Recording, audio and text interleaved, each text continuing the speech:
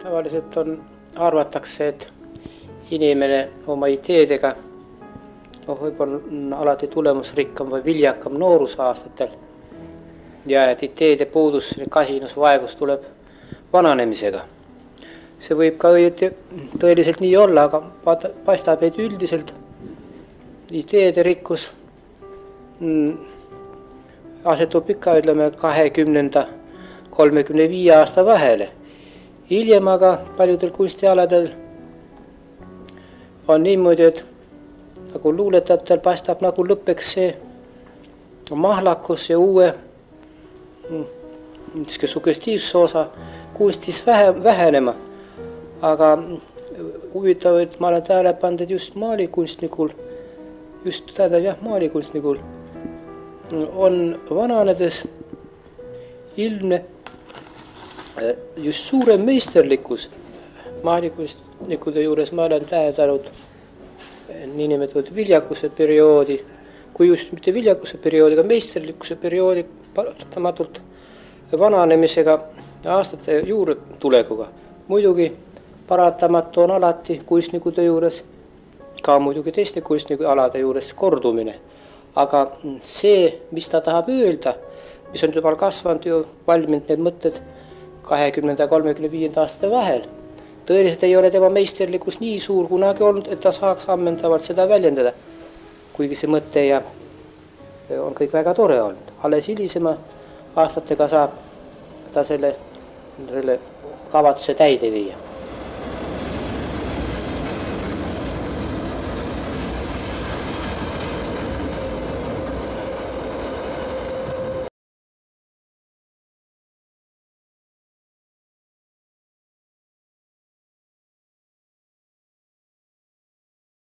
Esimene abstraktne töö oli, mis ma nägin, oli Vardi töö. Siin mitte aastanäitusel, vaid kevadnäitusel, ta oli selles kõige suuremas saalis ja see oli midagi lõõmavat, täiesti abstraktne, suur töö, väga monumentaalne ja see oli mul kõige esimene tohutu suur elamus abstraktsionismist. See oli 65 ja see oligi esimene visuaalne nägemine, midagi ma nägin esimest korda abstraktset tööd. Mulle ikkagi meeldib ka abstraktsionismis sees on ikkagi mingi vihje reaalsusel, midagi ei ole parata realist ja Kits oli ju suurevanane joonistaja, kõik käed, kuidas ta valdas, kõiki anatoomiat on super, ta on meie esikunstnik, üks esikunstnikke ja minul ikkagi naudin seda, et kui tal on mingisugune motiiv sees, no näiteks siin on näetatud kätt või midagi või seal on näod või et päris puhast joonte mängu või seda on selline väga raske. Seda hakkab korduma ikkagi. Seda abstraktset kunsti tõrvati meedias ikka, et see on lääne mandunud selline kunstilaad ja siis toodi ikkagi mõningad näited ka kuskil ajakirjanduses. Nii et ma ikka olin näinud ja eks need kumud käisid ka ikkagi need Moskva näitused ja Moskva põrandalused näitused ja need ikka ulatusid siia ka, sest et 57. aastal oli see noorsooüliõpilasfestival rahvusvaheline, kuhu siis pääsesid näitusega kuidagi Ameerika kunstnikud, kes olid siis Pollocki õpilased nagu. Ja siis selle kaudu hakkas Lola Liivat-Makarova tegema abstraktset kunsti. Või selliseid pilte ja siis juba enam-vähem sai ta ka ikka näitustele kuidagi välja pandud, et seda ime läbi, et see tsensur oli ikka ideoloogiliselt ka meil koha peal olemas. Nii et niisugused üksikuid näiteid ikka oli. Ma tegin 57. aastaks ära oma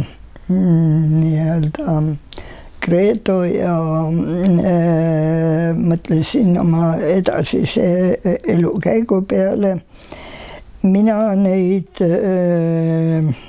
meelepäraseid pilte maalima ei hakka, mina riigivõimu ei kiida. Ja siis me sõbrannaga läksime Moskvasse noorsoofestivalile protestiks vaatama, mis kuradi moodi, vabandust väga, see Vene nii-öelda suur režiim nüüd hakkama saab.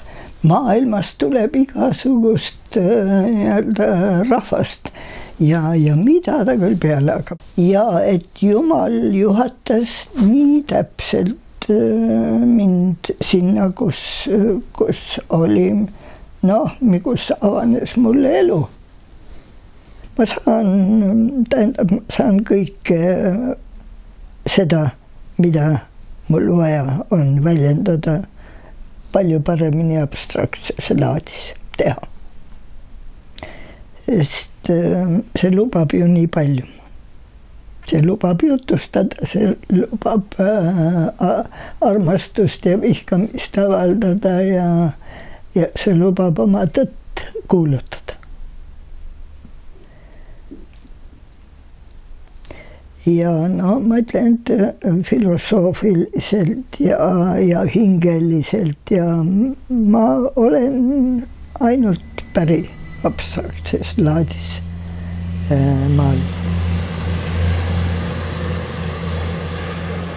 Muidugi noorus on tore oma mõtete ja oma suure aktiivsuse poolest tore. Paraku jätab puudus öeldud oma meisterlikkusest, sest paljud nendest ilusatest ideedest jäävad teostamata. Isegi teatud kunstipolaarsus, mis võib-olla esineb on ka meie juures, nagu võib-olla võib märkida minu enda töös ja tegemises. Nimelt see niinimetatud non-figuraalsus ja siis mimeeniline või jäljendav kunst, sest minu noorus oli, või ütleme, Pallase perioodil oli mul täpselt samasugune huvi non-figuraalse kunsti vastu, kui oli realistliku kunsti vastu.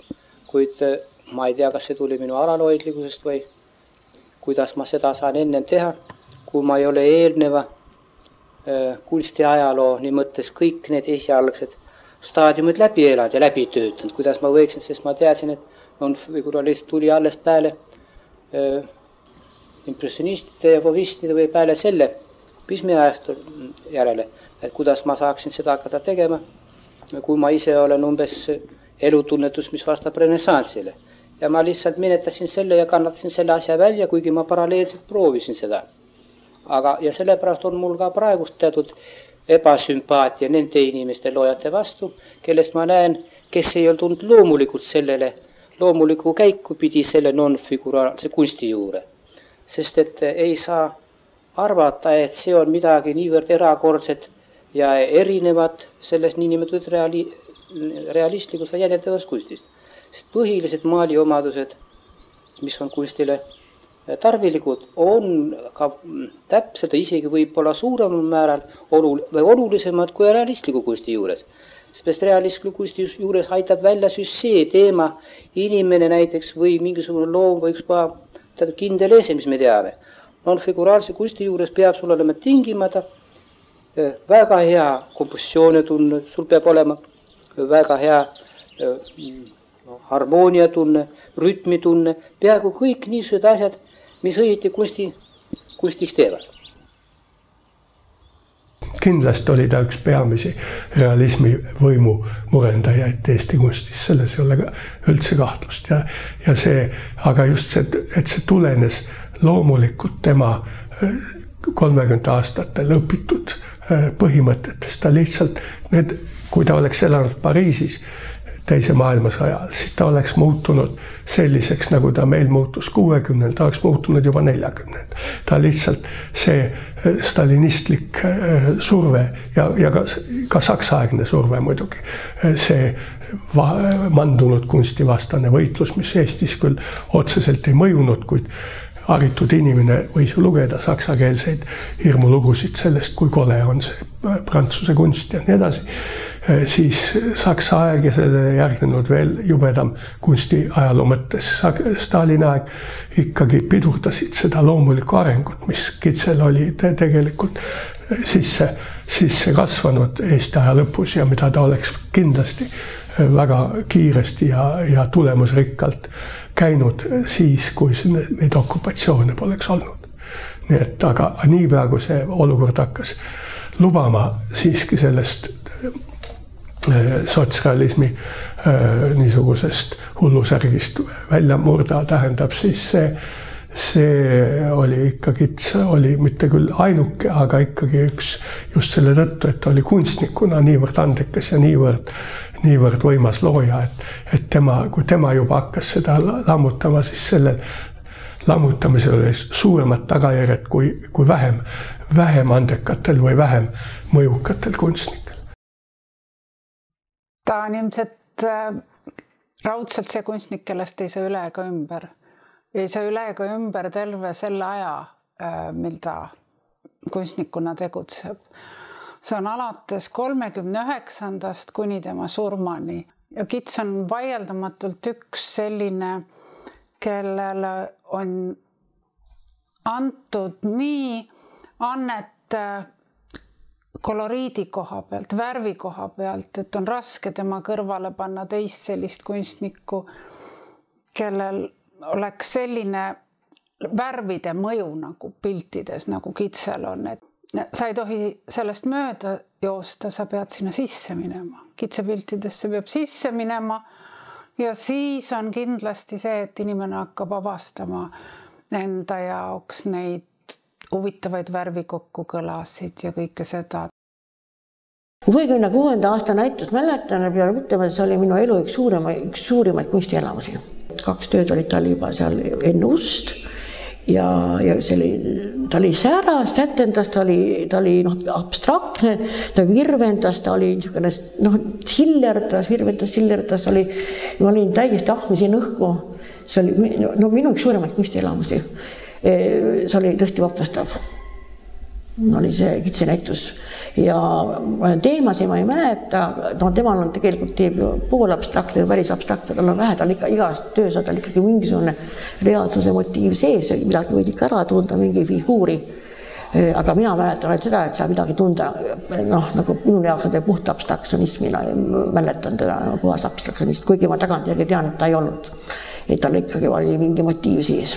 Mina mäletan ainult seda sära ja värve, just seda värvide sära mäletan. Ja seda vabadust tunda ei saa ka sees. Kuidas ta julges, kuidas ta tegi, pani sellist asja, mida midagi, täiesti eriline oli see näitus minu jaoks. See oli tõesti suur elamus mulle. Oma värvidega, kõik oma vabadusega, niisugune ta oli täitsa dissidentlik näitus.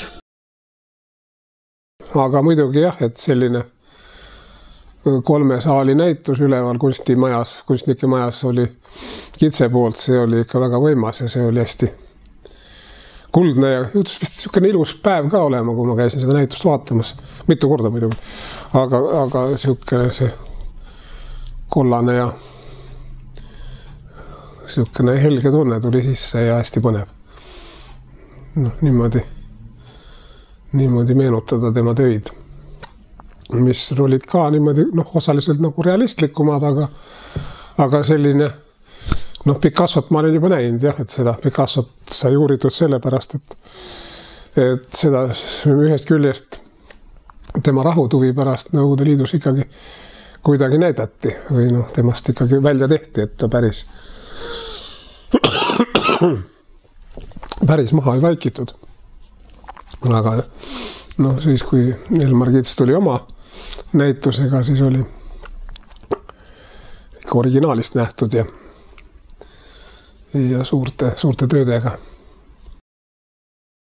Elmar võttis lõuendi ja pani uuesti niimoodi keset ruumi ja ütles, vaata, ma näitan sulle, et sa näed palju vaeva, suure pintsliga pinna kinni, et võta väike pintsel ja tipi see sama suur pind väga erinevate värvidega kinni. ja Linda ütles alguses, ma ei kuulnud, ma ei võtnud teda kuuldagi, ma maalisin ikka omaga tasapisi, ma vaatasin, Elmaril on ikka ilusamad pildid tõesti, et ta maalis ka hästi palju ja mida kätte sai, mida valgevitsas, mis värvidel oli. Et selle tõttu on need tööd pruunistunud, tänapäeva inimestel on need nähtamatud. Ja nad on läbi reageerinud, nii et seal on siis need metallvärvid ja muldvärvid ja siis need on sinkvalgega ja reageerinud niimoodi, et nad pruunistuvad. Ja läbinisti kohe, nii et need ei saa kroorida ja kraapida maha. Et selles osas on jah, see kits on sulgunud. Et jah, aga minul on ta meeles jah sellise väga tohutu värvirõõmsana. Kõik need tööd. Nii et jah, maalitehnoloogiad, noored kunstnikud pidage meeles, et see on väga oluline asi. Mis puutub minusse, siis minule meeldivad küll muidugi mõlemad variandid, lähenemine reaalsusest kui ka vastupidine suhtumine, kus tuleb otsida ja reaalsusse välja jõuda või miks kujutada nii-öelda kaootilisest, mitte millegist kujuneda midagi. Sellepärast, et nii suurt leidlikkust vaevalt kunstnik kunagi ise suudab esile manada, kui looduses on. Aeg-ajalt meie ei näegi isegi neid tohutud variantirikkust või ei taipa seda variandirikkust, mis on looduses. Me peame pöörduma paratamatult nendele olemasolevate üksikute osade kas või lihtsalt maha maalimiseks.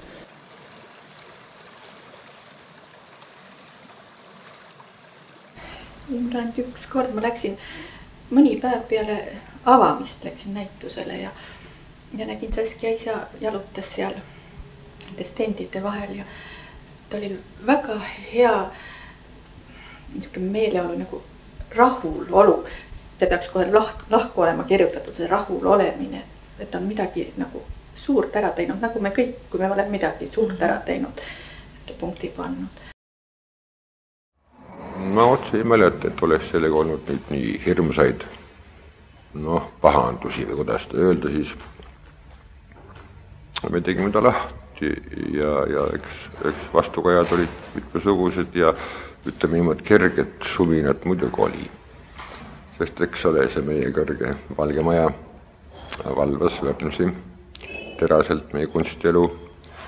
Aga kuna need olid need aastad, kus üldiselt ütleme nii, et siis see abstraktse kunsttont hakkas mööda Eestimaa kunstipõldu ringi kõndima ja küllap taibati, et ega päris keelata ei saa.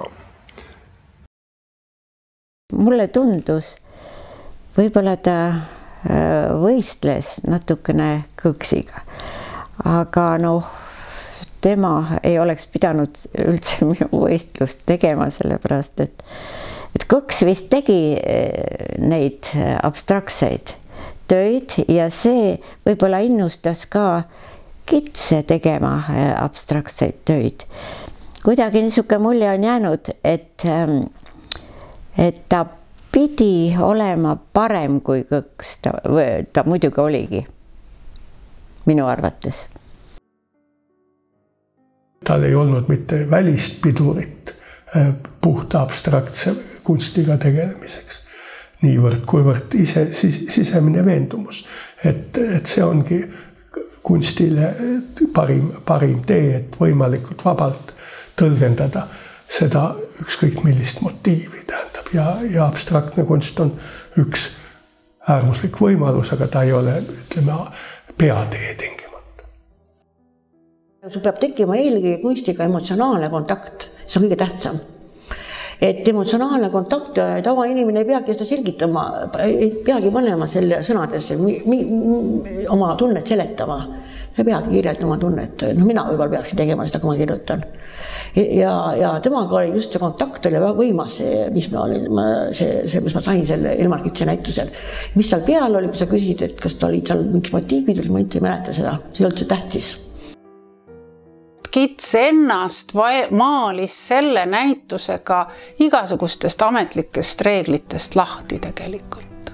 Kits on see nii-öelda hästi kääritatud vein, mis on jõudnud oma kvaliteedimärgini? Jah, see abstraktsionism on nagu mingi tõbi, mis tasakesi võtab nii-öelda nagu kes selle küüsi jääb, see haigeks jääb ja ma ütlen, et väljendusvõimalused on ju abstraktsionismis olemas, võrratud. Abstraktne looming on niimoodi, et see on peremees. Mina olen ainult tööriist. Ma ei saa dikteerida, ma ei saa võimu haarata. Kui on ka lõuend ees ja kui ma teen esimese tõmbe, pinslitõmbe, siis paratamatult see nõuab ka teist. Ja see teine, kolmandat ja nii edasi. Ja lõpuks alateadvuslikult, nagu öeldakse, ega võib ka mitte seda sõna tarvitada. Võib lihtsalt öelda, et paratamatult nõuab üks pintslitäis teist, ta ei ole nii kaugel, ta ei ole valmis, ta ei kujuta midagi, ta ei ole veel korda säädud, ta tahab nii-öelda sättimist. Ja sellest tuleb hoopis teistmoodi suhtumine, aga mis on kättesaadav ja ilmsem on see niimoodi loominguline värskus. Paljud niisuguseid töid, aga muidugi mõned arvavad ja võib kindlasti on ka see õige, see eeldab natukene suuremaid võimeid. Sellepärast juba organiseerida suurt või isegi väikest pinda, ilma et seal niinimetatud käesoleva tuntud maailmaga juba tegemist on. Muidugi säärane maneer leidis õigustust ka paljude poolt teoreetiliselt selles mõttes, et ironiseeriti vana niisugust jäljendavat kunsti selles mõttes, et miks sa teed ilma, mis juba on olemas. Sest et mis on siin loominguga tegema, kui sa nii-öelda reflekteerid või peegeldad seda olemasolevat, et sinu kui kunstniku töö on ka loovalt uut teha midagi. Sellepärast ei olnudki need sellise maneeri pooldajad suugi õnnetud, kui nad ei kujutanudki seda, mis otseselt kohe saab nii-öelda kõrvuti panna olemasolevas loodu esimete sündmustega, vaid täiesti uue kvadraadi, kus oli hoopis teised kujutised ja mitte sellega sarnased. Tähendab midagi uut tehtud ju loomingus, mis on kunstnikule tema nime taga pälvib.